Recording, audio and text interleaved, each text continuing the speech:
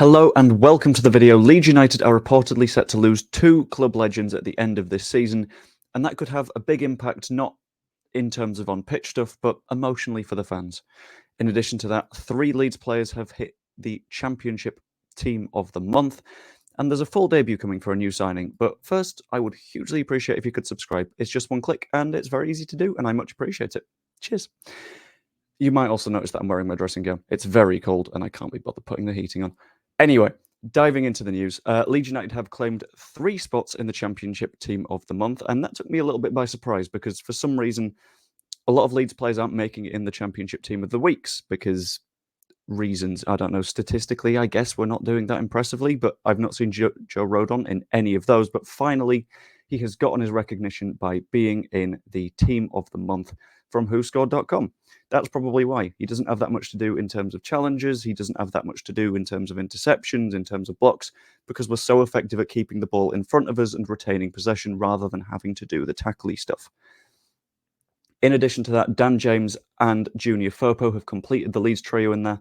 It's really good to see Junior Firpo in that sort of backline sort of area because since he has come into the side, we have looked a lot more solid defensively. He did have the occasional Junior Firpo moment in the match against Leicester City, but in general, he's been a lot more solid since coming back into the side. I think what he really needed was a good run of games just to get a little bit of momentum, make sure he's feeling a little bit solid, and properly get into it. And I think he's had that, and he's started to prove himself. The same shows for Dan James as well. We started the season thinking he might not be that much of a big player. He's been absolutely huge when he's been available. He came on the pitch against Leicester and changed the game colossally. And it's really good to see that be reflected. It's also shown the club's consistency week in, week out. We might not be winning on individual weeks in terms of getting players in the team of the week, but in the long term, going forward, it's more a case of, well, everyone is performing to a high standard, so our 4 weeks on average are much better than your really, really good average week, really, really good week, and then 3 fairly shit matches. It also highlights the defensive improvements to have both Firpo and Rodon in there, and the question is, can we keep it going to the end of the season?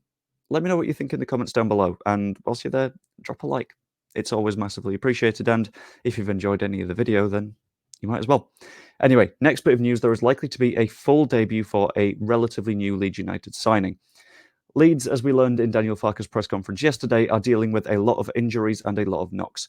Somerville, for example, has an ankle issue. Patrick Bamford has something wrong with his calf. Jorginho Rutter has something going on with his hip flexor. Thankfully, Sam Byram is likely to be back in the squad for the Chelsea match, but you've also got Dan James, who will likely have to play through, even though he's got apparently minor bruising. And I think the Chelsea match is absolutely perfect for a little bit of rotation like this, and the perfect player to start his first game for Leeds United is Connor Roberts. Connor Roberts hasn't had a chance to start a game yet. He scored against Leicester City, and that tells me that he's going to be he's going to be on good form. And a match where we're already doing a little bit of rotation, I feel like it just makes sense to bring Connor Roberts into the side.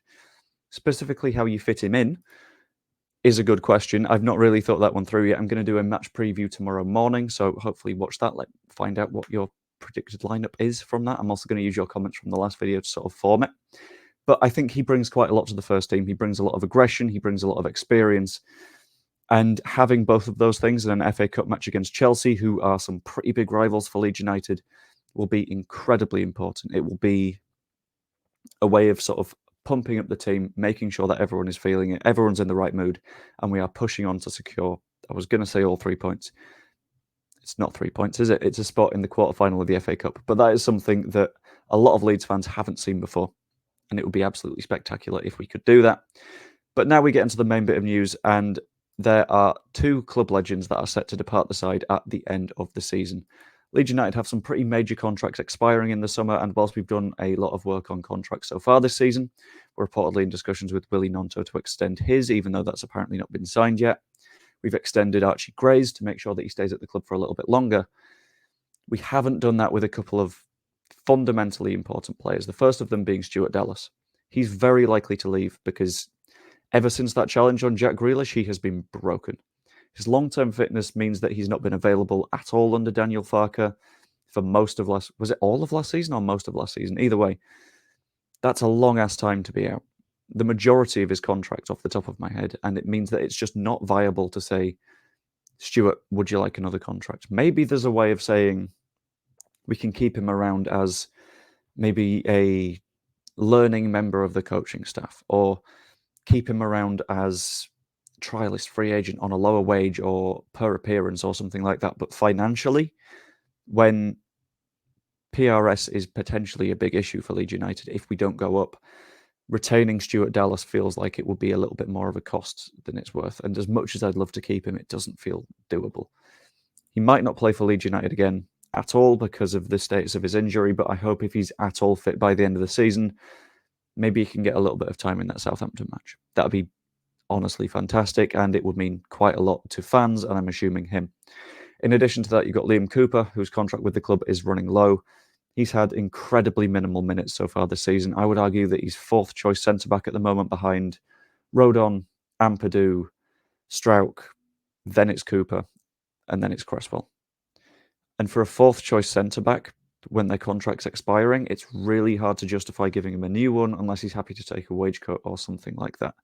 It's good to see him stick around because he considered leaving reportedly in the winter with bids coming in on loan for him that would take him to the end of his contract or a couple of permanent offers.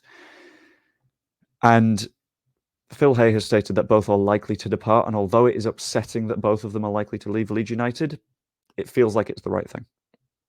And importantly, we need to remember their legacies at the club, because as much as some people might say that they're not club legends, or someone might say the words League One Liam in the comments, I see you. They did both play fundamental roles in promotion and the first season in the Premier League. That match where Stuart Dallas scored the winner, I think it was a 2-1 against Manchester City, was such a good game. And it's a memory that will live with a lot of people. It will have lived with people a lot more if it was in front of crowds because they were unfortunate enough to play in the Premier League in the COVID year. But then again, those memories are still there. The memory of promotion is still there. The memory of Stuart Dallas against, I think, Bristol City, being one of the first players to properly demonstrate Bielsa ball, is absolutely fantastic. And it feels like those are the last like vestiges of that squad that we've got to hold on to. And I feel like a lot of people are not sentimental enough when it comes to these players, are a little bit too quick to say, well, we don't particularly need to play them right now, so let's just get rid instantly. People were upset when Ayling left. People will be upset when Cooper leaves, when Dallas leaves, presumably also when Patrick Bamford leaves, because he will be one of the final players from that promotion side. But yeah, it's not the most fun bit of news, but it's one that needs to be said. And I want to know what you think.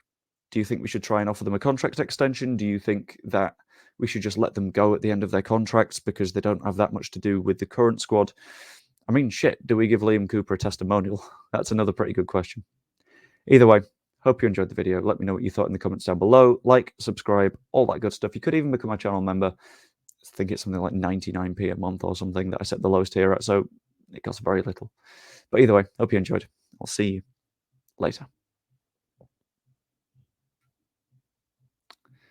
That was a fun one, wasn't it? I think in the comments, maybe like the word legends or something, that'd work.